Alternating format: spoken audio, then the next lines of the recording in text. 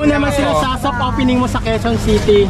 Sa soft opening po kasi kung gusto nyong pumunta, willing naman kami for collaboration and sponsor. Soft opening pa lang yung ibig sabihin. Papakita ko pa lang kung saan location ko, ipapatikim ko ng British yung mga menu natin na mas pinasarap, mas dinagdagan menu, mas pinalinis. Taga saan po kayo, ma'am? Dao, Balayan, Batangas! Dumayo pa Shout kayo? out Mayor Jer Fronda! Shout out daw. Di mo naka-uniform pa sila, ma'am mo. Kuwait, kababakasunod lang. Talagang pinapanood ko siya. Sabi ko, pupuntahan ko siya. Patutunayan ko sa mga kaibigan ko sa Kuwait na hindi siya suplada. Yes, ako sa Negros pa, galing Bacolod City! Kayo, boss. Hello guys, so my name is Jan. So guys, alam ko kayo rin guys, marami kayong nababasa or nakikita sa Facebook about negative kay Diwata. So maraming nagsasabi na lumaki na daw yung ulo ni Diwata kasi hirap na daw magpa-picture sa kanya, hirap na din magpa-shoutout. So alam nyo naman yung mga vlogger na pumupunta doon kay Diwata. So kapag hindi sila napagbigyan na ma-shoutout, magpa-picture, nako-convert talaga, nakakalungkot, nako-convert sila as basher ni Diwata. So ngayon nga guys, itatry natin ma-interview si Diwata para ipakita ko sa inyo kung totoo nga ba yung sinasabi nila. So let's go guys, pumunta tayo sa Diwata Pares Overload. So let's go!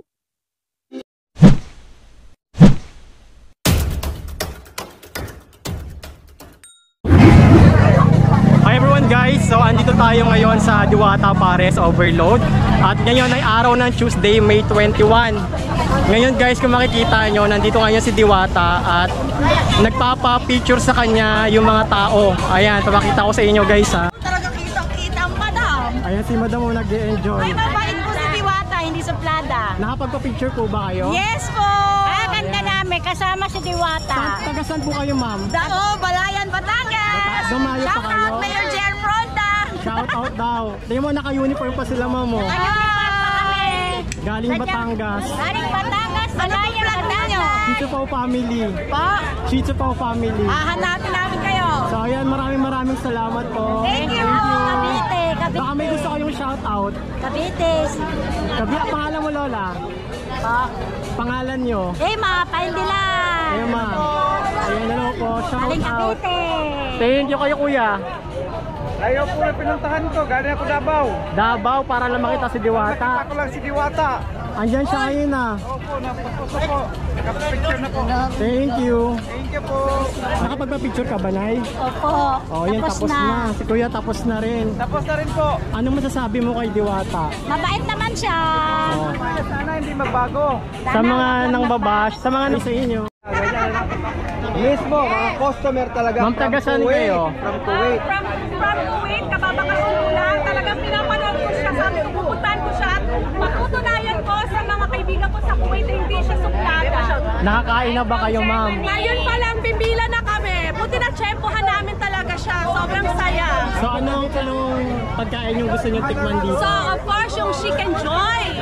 Chicken Joy. At Meron saka din yung siyang longganisa, barbecue. Tikman natin lahat yan. Oo, titikman namin lahat siya.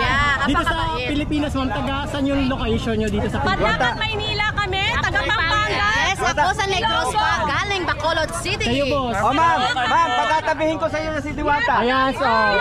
From Kuwait. Hello sa mga taga Kuwait. Nandito na si Madam, nagkita Ako na nang kami. papatunay na hindi siya suplada. Bakit niya siya binabash?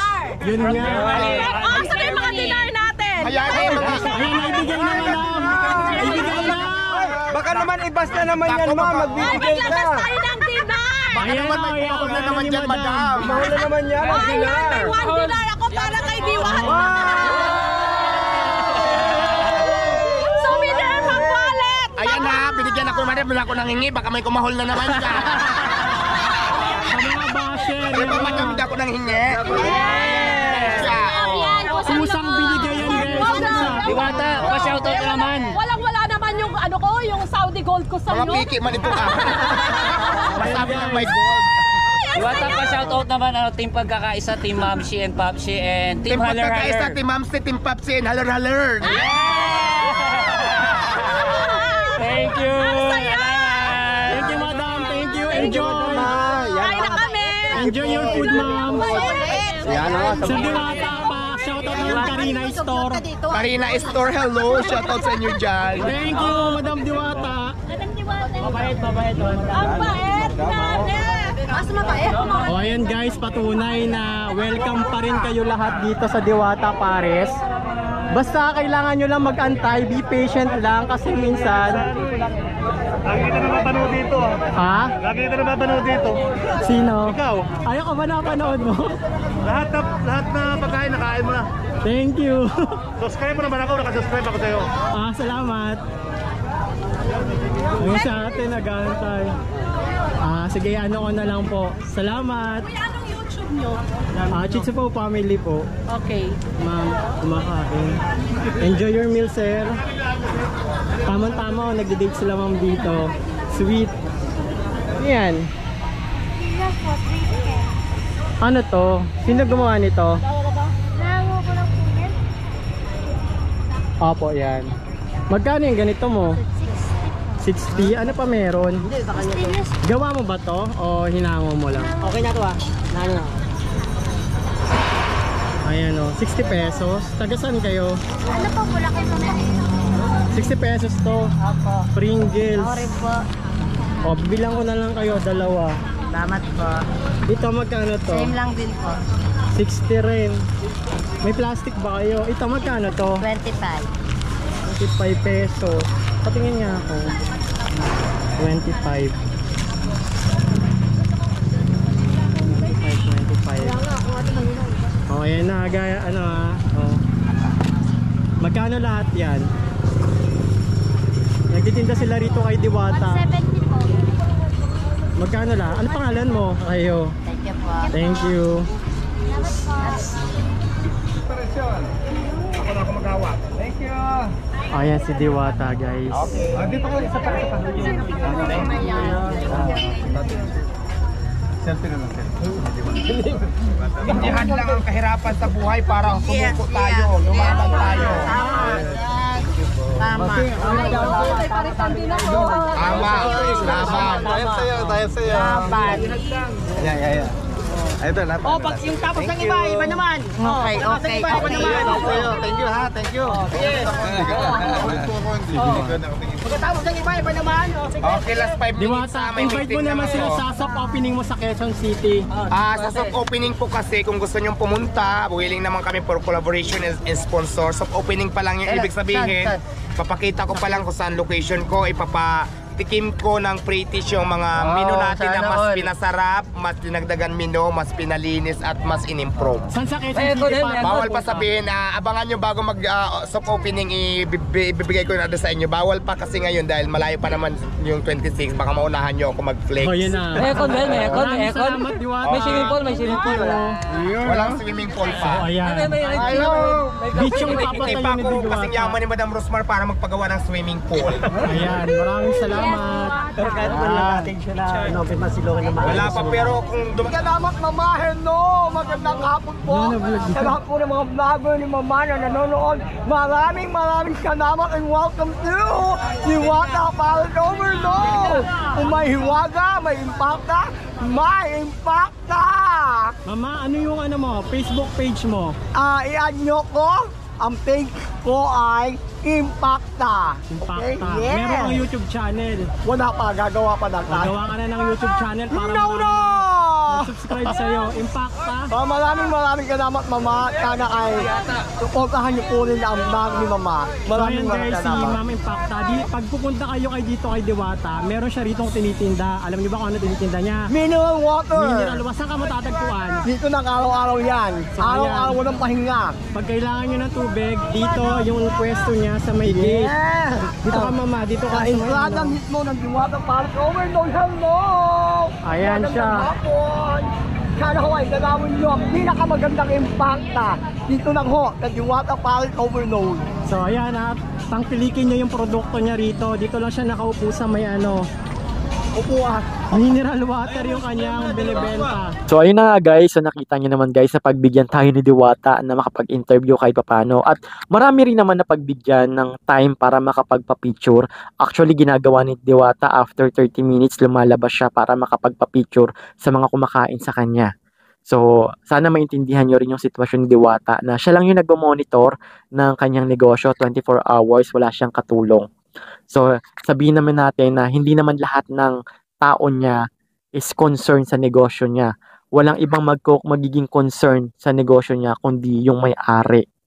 Kahit saan kayo magpunta, hindi lahat ng empleyado is concerned sa trabaho nila. So napaka-importante na ma-monitor ni Diwata yung sales niya, yung cook niya, kung tama ba yung pagluluto, kung sinasarapan ba yung pagluluto ng pares, kung tama ba yung luto ng chicken, hindi ba hilaw, hindi ba masyadong luto or sunog. Tapos alam niyo naman ngayon, tag-ulan, 'di ba?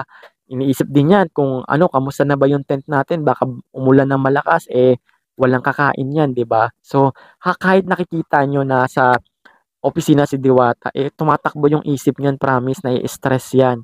Especially kapag maraming basher na hindi napagbigyan magpa-picture, na hindi mabigyan magpa-shoutout, kung ano-ano na yung mga ipopost niyan. Especially yung mga vlogger na hindi napagbibigyan. Sila yung mga, alam mo yung, kala mo, hindi lang napagbigyan, na galit talaga. Yung mga vlogger na, kaya nga kung ako kay Diwata, wag siyang lalabas ng kanyang opisina nang hindi siya good mood. Napaka-importante na lalabas siya, nasa mood siya, kasi yung ibang vlogger dyan is nag-aantay lang yan na magkamali si Diwata para merong maipost, para lumaki yung views ng ibang vlogger. So, ganun yung ginagawa ng iba. Nakikita niyo naman, di ba, yung ibang vlogger na hindi niya lang napagbigyan, siniraan na siya, tapos bumalik yung vlogger, nag-sorry, kasi alam niyo naman na si Diwata is in demand ngayon. So, yung iba naman hindi nila tinatry na intindihin yung sitwasyon ni Diwata. Si Diwata napapagod din yan. Tapos ang dami pa niyang papasahurin, ang dami niyang tao na kailangan i-monitor, 'di ba? Kung ako sa inyo guys, try nyo suotin yung sapatos ni Diwata. Nakaka-stress yan, promise. Nakikita nyo may mga nagbibigay blessing, tulong. Yan. Yun na siguro yung pangsabi ni Diwata or pangtabi niya in case of emergency na may pangangailangan siya, mahuhugot siya. So, sa mga hindi na pagbibigyan, magpa-picture, minsan naiintindihan ko kayo guys kasi dumadayo pa kayo sa malayong lugar para lang si Diwata makita, para makapagpa-picture kayo. Pero ang ending hindi kayo nakakapagpa-picture kasi nga hindi siya good mood. So, dapat intindihin din natin si Diwata. At ito guys, ang payo ko lang kay Diwata, kailangan niya i-monitor yung sabaw ng pares niya. Tapos yung lugar niya, kailangan din niya i-monitor. Napaka-importante kasi na mas i-improve niya yung sabaw ng pares niya, yung lugar niya, yung mga yung mga kung may nangangamoy, kailangan syempre aksyonan niya. Yung bubong, especially yung bubong, napaka-importante nun. Dahil nga ngayon ay patapos na ang tag-init, papasok na ang tag-ulan. Para continue yung kita ni Diwata, kailangan talaga maglagay siya ng yero. As in, sakupin niya yung space na yon para yung kumakain sa kanya, kapag umulan, hindi ma-distract. Especially yung mga trabahador niya, napaka-importante na hindi matuluan para makapag-focus sa kanyang trabaho. Kasi, di ba, ilang oras nagtatrabaho, sabay umulan, umaraw, nainitan na yung ano niya, tapos naunulan pa. So, parang hindi komportable magtrabaho na kapag natutuluan ka ng ulan, di ba? So, yun lang naman yung concern ko kay Diwata, na una, kailangan lalabas siya, kaano siya, nasa, ang tawag noon, yung okay siya, nasa good mood siya. Ganon. Tapos, kailangan niya i-monitor yung lugar niya, yung paligid, tapos, yung sabaw ng pares niya, kailangan niya talagang improve, yung bubong niya. So, yun lang talaga. Pero ang napaka-importante na kailangan nakangiti siya kapag lalabas siya sa tao kasi yung mga tao talaga nag-aabang yung iba niya na magkamali si Diwata para mabash. So, yun. At kay Mystica naman, alam mo to sa Mystica, akala mo hindi naging artista, akala mo hindi naghirap, akala mo hindi nagtinda ng fried chicken, akala mo hindi nagmakaawa sa social media. Unang-una si Mystica, sikat siya dati. Lahat ba ng followers niya, lahat ba ng sumuporta sa kanya, napagbigyan niya bang magpa-picture? 'Di ba hindi rin naman? So anong pagkakaiba niya kay Diwata kung hindi lahat napagbigyan ng magpa-picture, magpa-shoutout? 'Di ba yung mga ibang artista nga, limitado lang, isa, dalawang tao nagpapa-picture sa kanila. Kay Diwata nga, sobrang dami nang nagpapa-picture, nagpapa-shoutout. Malamang mapapagod din yun. Second, si Mystica. Akala mo hindi siya naghirap. 'Di ba nagtinda nga rin siya ng fried chicken dati, ng pritong manok. Hindi lang siya nag-boom, 'di ba? Tapos binash pa niya si Duterte before, tapos nagmakaawa siya, 'di ba? Nagsorry siya. So akala mo si Mystica, hindi niya pinagdaanan kung ano yung pinagdaanan ni Diwata. Actually, mas mahirap nga yung pinagdaanan ni Diwata kumpara kay Mystica. At ngayon si Mystica ginagamit si Diwata para magkaroon ng views, para sumikat ulit. Kasi alam niyo naman si Mystica is laos na. Laos na si Mystica, kaya ang ginagawa niya ni Mystica, punahin si Diwata, punahin si Rosmar, para may maipost siya, para pag-usapan ulit siya, gumagawa siya ng negative post sa mga social media. Siyempre, sikat, yung mga sikat, katulad ni Makagago, 'di ba? Ginagawa na rin content si Alvin TV, ginagawa ng content si Diwata. Siyempre, kumikita siya doon at malaki yung kita ni Makagago. O 'di ba? Yung ibang influencer gumagawa talaga ng negative para i-bash sila para maraming views. Ganun yung iba. So may mga karma naman 'yan. So kung sino yung binabash nyo, kakarmahin din kayo. So masakit ba makita na umaasenso yung ibang tao? Masakit ba makita mayroong umaangat? 'Di ba? Imbis suportahan nyo, imbis magbigay kayo ng opinion kung ano yung dapat gawin ni Diwata para i-improve niya yung sarili niya, para i-improve niya yung parisan niya. Dito sa Pilipinas, ganyan yung mindset ng tao. Kapag may umaangat, hindi ka pa umaangat, hihilain ka na pababa. So marami yan dito, ganyang klase ng tao. Kaya kay Diwata, 'di ba? Kailangan lang talaga niya mas maging hardworking. Kailangan i-improve niya yung sarili niya.